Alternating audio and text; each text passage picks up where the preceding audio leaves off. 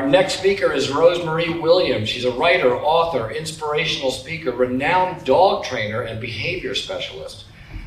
She's going to be speaking about the negative and positive aspects of nonverbal communications, and her book, Lead the Pack, Think Like a Dog Trainer, will hit the bookstore soon.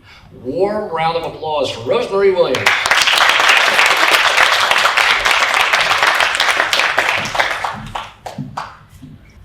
So what would you say if I told you that the canine training methodology I use to rehabilitate apprehensive, reactive, aggressive dogs could help you manage apprehensive, reactive, aggressive people?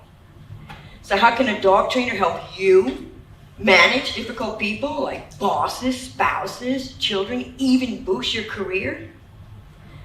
Well, pet owners hire me to fix bad behavior for their dogs. Truthfully, most dogs know what to do. They just need a clear understanding of your expectations and leadership. So in reality, I train pet owners. I train people to master leadership with body language. You know, I've worked in the law enforcement security field my entire life. And half of those years I spent handling and training working dog teams. And off and on for about 10 years, I served my country in a civilian capacity across Afghanistan, Kuwait, and even Kosovo, utilizing our canine teams to protect military bases and the people on them. In a world where we need to be more vigilant than ever, the ability to identify nonverbal indicators has a tremendous impact on our lives. There was a recent study published in the FBI Law Enforcement Bulletin that highlighted the importance of nonverbal analysis, body language. And the FBI offers a course in investigative interviewing that unites verbal and nonverbal analysis. By the end of the course, trainees had improved their capacity to recognize nonverbal indicators of veracity and deceit. In the professional canine world, body language is emphasized because it impacts the dog's actions and responses to indicators. Trainers and handlers must be experts at managing their own body language and reading their canine, or what we say in the dog world, recognizing the change of behavior. It's how we save lives. So why wouldn't we use these methods in the human world? Could it help you have more control of your life? You bet it can. You know, during one of my deployments in Afghanistan, I came across a human resource lady sitting in a chair outside her tent, crying into her hands. Naturally concerned, I asked, "What's going on?" Frustrated with her boss, she complained that he was unreasonable and difficult to deal with. His lack of respect tarnished her performance. She even worried about losing her job. And I knew how she felt because I've been there. I've had my challenges in the male-dominated field too. Struggled to gain respect, to have a voice. And nearly every single day of my career, I was met with apprehension, fear, resistance. And I'm not just talking about dogs here. I'm talking about people. People you and I deal with every single day in our professional and personal lives. That's why I wanted to help her. So I reached down and pulled her out of that chair. "Come on," I said, "let's take a walk." We went into the kennels where I grabbed my working dog, a stunningly beautiful German Shepherd that was trained to protect its handler and detect explosives. So, you know, as we walked, she shared her troubles through her heavy sighs. But suddenly she stopped and looked at me. "Wow, I am amazed at how well you and your canine communicate," she said. "You haven't spoken a word, yet your dog is so alert, attentive to your responses, obedient."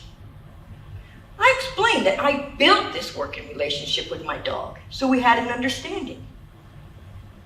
So, you know, we did walk off and on after that.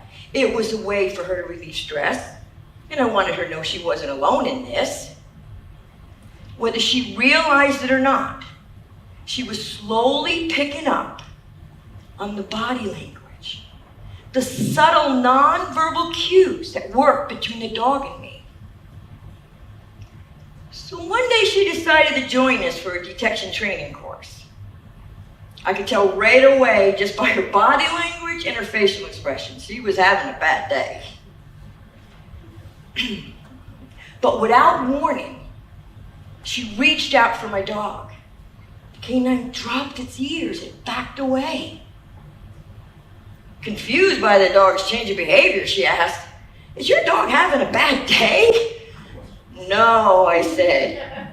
"You are." That's when it clicked for me. What if I modified the canine training methods I use to rehabilitate resistant dogs to teach her how to remove the barriers and communicate successfully with her boss so she could get the preferred response just like I do with the least resistance? So how did I help her? I use my most valuable training tools, my working dog.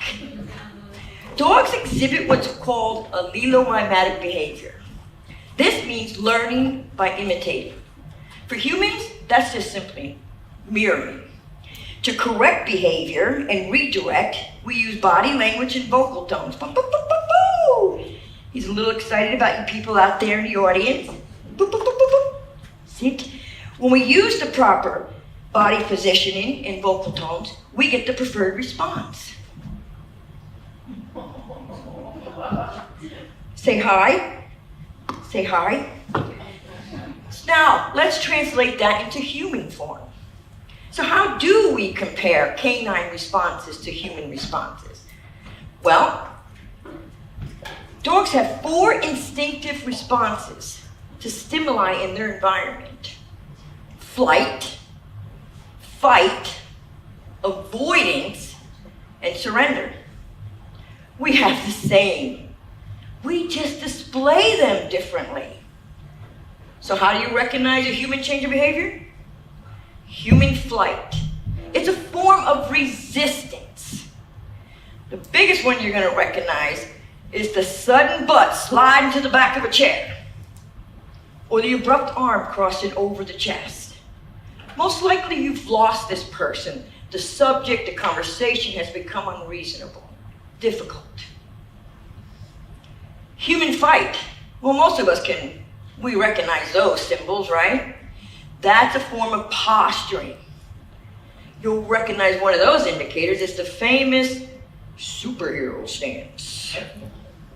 Or the seated cobra. And I need a chair.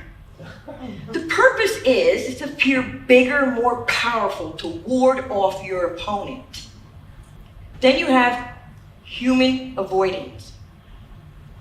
This is a form of withdrawal. These are very similar indicators between humans and dogs.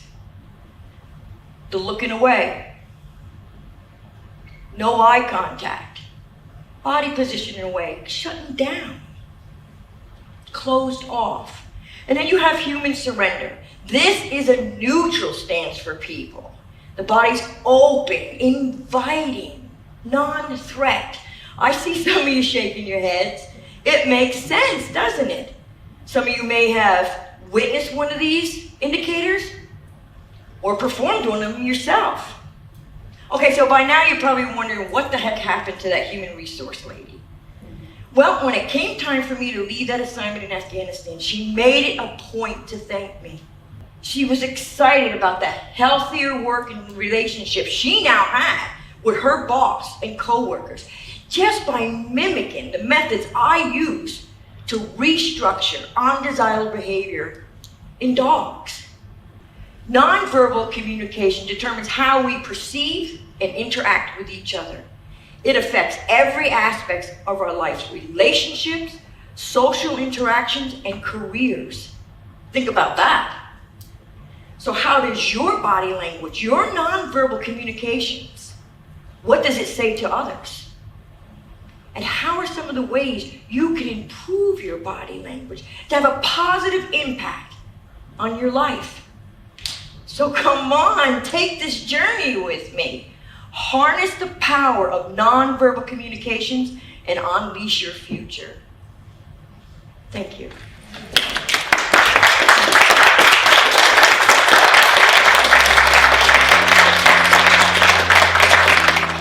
It was great to hear an expert in a dog training field. I too have a dog, and at times training him can be quite difficult. It was great to have an expert tell me, give me skills how to make my dog behave better. Yeah, I think Rosemary's presentation was just superb because when you are dealing with difficult people, either at work or in personal relationships, non-verbal communication is extremely crucial because sometimes people may misinterpret what you say if they don't understand your body language. So non-verbal communication is extremely crucial in order to be in sync with what you tell people verbally. So I really enjoyed the presentation.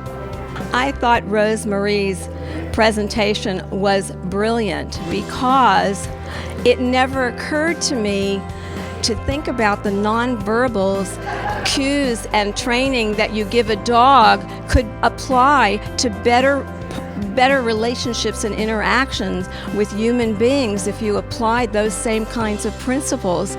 And I'm going to use that going forward to improve a couple of relationships that I'm thinking about, and I'm going to see if it also will improve some of the challenges I have with my cat.